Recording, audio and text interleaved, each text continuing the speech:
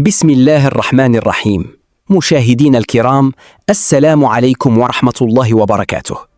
شهر واحد بالضبط من دابا، وبمشيئة الله غادي تنطلق أكبر تظاهرة كروية في العالم، بل أكبر احتفال على وجه الأرض، كأس العالم لكرة القدم. وهذه النسخة ديال أمريكا 2026 غادي تكون مختلفة بكل المقاييس، غادي تكون الأكبر، الأطول، الأكثر حضوراً، والأكثر مباريات، وحتى الأكثر مشاركة عربية.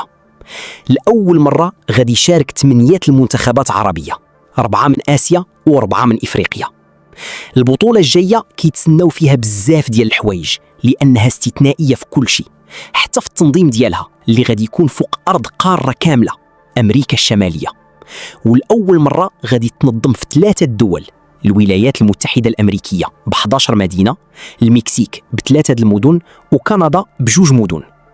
16 مدينة غادي تستقبل مباريات البطولة اللي غادي يكون فيها 104 مقابلات، يعني بزيادة 40 ماتش مقارنة مع مونديال قطر 2022. بطبيعة الحال هذه البطولة هي الأكبر في التاريخ بمشاركة 48 منتخب. النظام الجديد ديال البطولة كيقول بأن 48 منتخب غادي يتقسموا على 12 مجموعة، كل مجموعة فيها 4 المنتخبات. كل مجموعة غادي تلعب دوري من جولة واحدة، يعني كل فريق غادي يلعب 3 مباريات.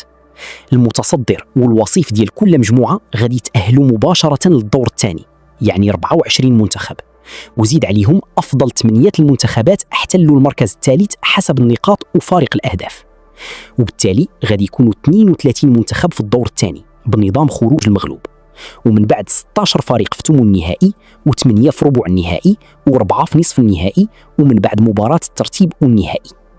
مباراة الافتتاح غادي تكون نهار 11 يونيو في ملعب أستيكا في العاصمة المكسيكية مكسيكو سيتي، بين منتخب المكسيك وجنوب إفريقيا.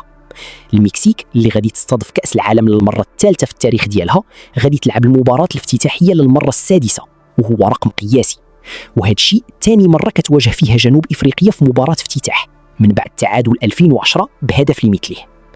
أما النهائي غادي تلعب في ملعب ميت لايف بين نيويورك ونيو جيرسي في شهر يوليوز الجاي، وهذه البطولة لأول مرة غادي تدوم 38 يوم. النظام الجديد ديال التأهل كيعطي أمل كبير للمنتخبات العربية باش يدوزوا للدور الثاني، ومن بعد كل شيء ممكن.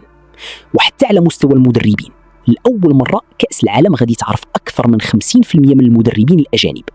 المدربين ديال المنتخبات 48 جايين من 28 دولة، 6 من الأرجنتين، 5 من فرنسا، و3 من إسبانيا وألمانيا وإيطاليا، رغم أن المنتخب الإيطالي ما تأهلش.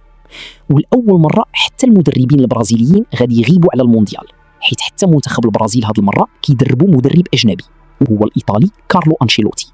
كاينين حتى منتخبات غادي تشارك لأول مرة في التاريخ، من بينهم منتخب الأردن اللي غادي يكون 10 منتخب عربي يشارك في كأس العالم، وزيد عليهم أوزبكستان، الرأس الأخضر وكوراساو.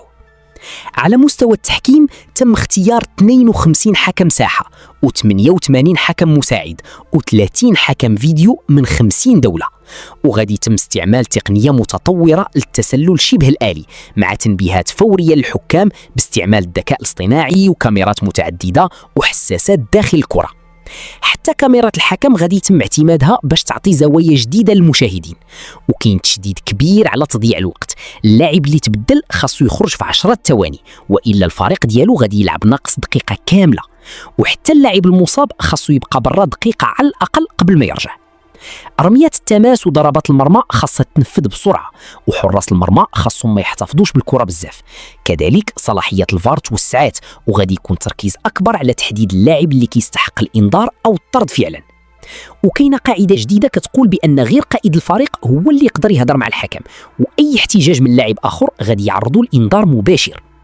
ايضا غادي يكون توقف وسط كل شوط باش اللاعبين يشربوا الماء ويرتاحوا شويه، وهذا الشيء كيقرب الماتشات للنظام الامريكي اللي كيعتمد بزاف على التوقفات والاعلانات. الا شفنا المجموعات غادي نلقاو مجموعات قويه بزاف. المجموعه الثالثه مثلا فيها البرازيل والمغرب، يعني 2 منتخبات من احسن 10 منتخبات في العالم، ومعهم اسكتلندا وهايتي. المجموعة السادسة فيها هولندا، اليابان، السويد وتونس. المجموعة السابعة فيها بلجيكا، إيران، مصر ونيوزيلندا. أما السعودية فمجموعة قوية مع اسبانيا، الأوروغواي والرأس الأخضر. أصعب مجموعة ممكن تكون هي مجموعة فرنسا، السنغال، النرويج والعراق، حيث معدل التصنيف ديال المنتخبات فيها هو الأعلى. المجموعة العاشرة فيها الأرجنتين، الجزائر، الأردن والنمسا، وقد تكون فرصة تاريخية للجزائر باش ترد الاعتبار ديال مونديال 1982. ومن أبرز الغائبين على البطولة كاين المنتخب الإيطالي بطل العالم 4 مرات اللي غادي يغيب للمرة الثالثة، وحتى منتخبات قوية بحال بولندا، الدنمارك، اليونان، صربيا، تشيلي، نيجيريا والكاميرون ما قدروش يتأهلوا. يعني حتى مع توسيع البطولة ل 48 منتخب مازال كاينين منتخبات كبيرة غادي تغيب على هذا العرس الكروي العالمي. اكيد كاين بزاف ديال الهضره اللي ممكن تقال على كاس العالم 2026، وحنا غادي نكونوا معكم من دابا بحلقات مطوله واخرى سريعه عبر مختلف وسائل التواصل الاجتماعي باش نهضروا على المنتخبات، المباريات وكل جديد اول باول ان شاء الله. الى اللقاء.